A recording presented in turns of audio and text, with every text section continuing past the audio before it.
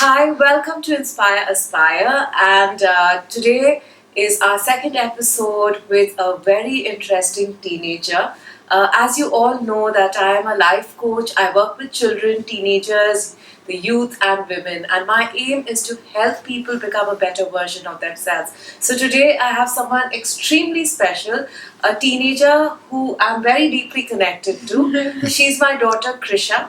And the reason why we have her here today is because not just because she's my daughter, she's one person who excels in social skills. She always has a smile on her face, a very happy-go-lucky teenager, and who's extremely work-driven. Am I right? Yeah. She loves to work. So we're here today to talk about social skills and why is it important to intern while we are studying and pursuing various other parts of our education. So welcome, KRISHA. Hi. Really happy to have you here today. Happy to be here.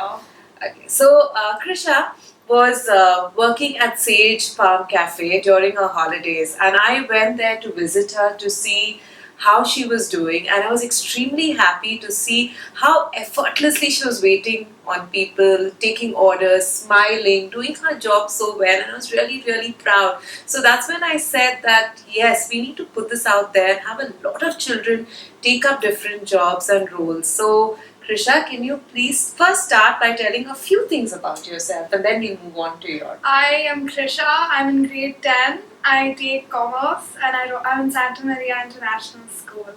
Amazing. So you also, are you fond of business as well? Yeah, I am. You know, meeting so many interesting teenagers who are also fond of business. I think we have a lot of business leaders in the future here in Hyderabad, and that's so nice. So KRISHA, could you tell us something about what motivated you to start working? Well, I went to Sage for their mango festival, and I saw that there were other teenagers who were volunteering there and helping out. And then I went to Kavita auntie and I asked her, like, is there some sort of internship I can do or some way I can help out? She's like, yeah, and she was so supportive. And she said, yeah, come by next Saturday. You can start. We'd be more than happy to have you. So when I came next Saturday, she sat me down and she told me everything about Sage Farm Cafe. It's very sustainable. Their food is amazing, and I really believed in their their ideology of like living life sustainably. Amazing. And basically their whole concept is to bring farm. What they have a farm and they bring all the food from their farm to table. So I really like that concept. So when I talked to Kavita auntie, she told me about Sage and she told me about how to wait on people and how to be the best waitress there is. And I think, and also there were other people there too, like the other waitresses, the other interns, the cooks, and they were all so sweet and loving and welcoming on my first day. And I think that was one thing that really helped me, settle in Sage, and it really made me motivated to go there again and again. Amazing. And because what I see is that you did it throughout your summer holidays. Yeah. Okay. And I did it in 9th grade, like for like 7 to 8, like around for a while. And then I stopped between my exams. I used to go every Saturday. And then in the summer I went almost every day. I know, and I was so happy that not once did I have to push you to work. You did it yourself, and that's an amazing thing. It's so nice to see children who are work driven and who do anything to get to work, and that's a great quality of yours. And the other thing I want to ask you is that, how do you feel? Why do you feel? What are your thoughts? Actually, let me put it this way: what are your thoughts on having a face-to-face communication with someone? I think it's very important. Like, I personally feel like I would rather have a conversation face to face with someone than message them or call them, because when you have a conversation with someone face to face, it always is different. Texting and all, it doesn't really show, you don't have that eye contact, you don't have that feel, you don't have that touch the same way that you have when you're talking face to face.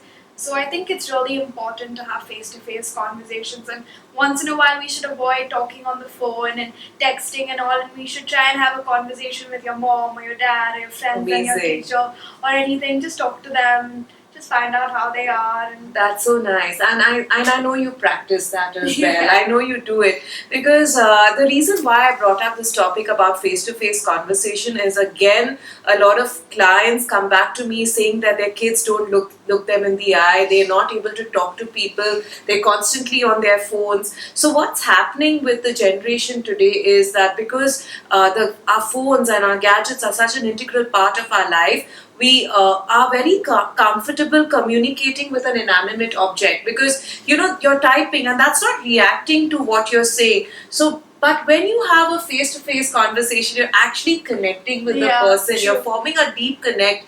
You're understanding a person better. So we try to make a conscious effort to do that. And like KRISHA knows, sometimes I don't even get upset with her grades, but I get upset with her when she doesn't have eye contact with Yeah. people. So can you tell people about that? You can be honest, yeah. Yeah, like I've never been afraid to tell my mom anything. Like if I have any problem, if I've done bad in a test, like she's the first person I'd come and tell. But then when I'm talking to her, she walks in and she comes and she tells me, how is your day? And I'm like, no, I don't want to talk about this right now, and I'll be on my phone. That's when she really gets angry with me, not Yeah. because I do badly in my exam. It's just that when I don't talk to her and I'm on my phone, I think that's what really. And I think there's a tip for teenagers, kids, and parents is that when we are spending time with people, it's important to spend quality time with that person. So you may spend 2 hours with the person, but if everyone's on their phones, and that's what we see. You see Yeah. that in a restaurant, Even of in families stage, together. I would see like 2-3 people coming together, but they would never talk to each other. They'd be on their phone. Occasionally they'd glance and smile at each other, but then they'd get back to their phone and they'd be eating or taking photos of what their food, and they'd rather be more focused on getting that perfect shot of their food than having a conversation with the person next to them. I know, and I think that's something that we all have to try really hard. Make that effort. When kids come back home, parents, I urge you to keep your phones away, keep your laptops away. Spend those 15 minutes with your child, because the reason why children latch on to gadgets and phones is because they're probably not.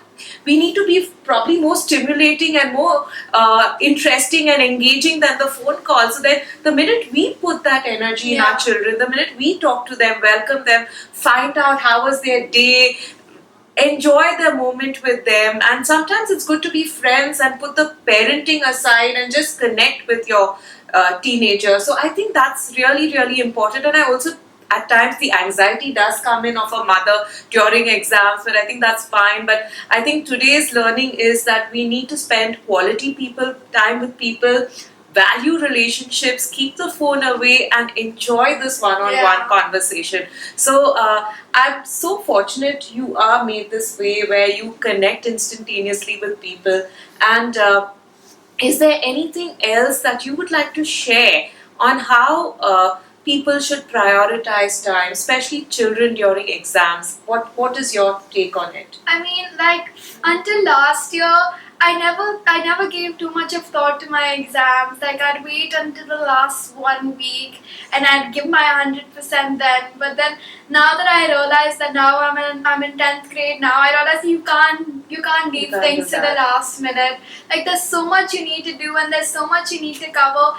And if you just equally concentrate on each of your subjects for like a given period of time and give your 100% when you're studying, that's enough. Don't stare at the book and sit and stare at the book for like 2-3 hours. Sit for 1 hour and concentrate and just study. Try and study at least for an hour every day with full concentration, and then that'll be enough for your exams. Don't leave it to the last minute. Amazing. So have a routine throughout the year. Have a life of moderation. Even during exams, I think it's important to take some time off, out, do things that you really like doing, so that you feel happy. And then when you feel like you deserved it too. you've earned it, Yeah. right? You've earned it. You've studied whole day, and you need that 1 hour to do your thing. Even watch a bit of Netflix. Yeah. And I always tell my clients and my teenagers that treat yourself to something good. Don't begin your day with Netflix or your phone. I mean, study and earn that 1 hour of free time. So then you're actually rewarding yourself with your Netflix or Prime or everything. And even parents, I think, give your children that half an hour, 1 hour to do what they want, because I think every human being needs it. So Excellent. And another question that I want to ask you is I know that you don't post too many things on social media. You post a few things, but not like very often. What are your thoughts on trolling on social media? How do you handle it? If you have a friend who's been spoken of negatively, what is the advice that you would give them? Haters gonna hate. You just have to move past it all. Don't take what people say too seriously on social media. They're either commenting or saying things that are either because they're jealous of you. So if someone just comments or says something rude or trolls you online or through social media, I think the best way to handle the situation is just to ignore it. If you try and give in and try to like get into it, Yes. then it just becomes worse. So just ignore it. True, and that's something that, yes, I mean, if a person has so much time to write something negative about you, that means that person is going through a problem. That's what I tell a lot of my clients, that if someone is saying something and taking time to write half a page of something negative about you, that means that person has a deep issue. The person is probably moving to the dark side and that person needs help. So children, parents, teenagers, don't let anyone wipe your smile off when you are on social media, because it's just a crazy world out there. It can be, and if you handle it with tact and intelligence, it can be a beautiful world. So here are our tips for today's talk. And Krisha, such a pleasure having you Thank you here for today. having me. And please stay the way you are. Keep smiling, enjoy life, because it's beautiful. Thank so you. thank you once again. Thank you.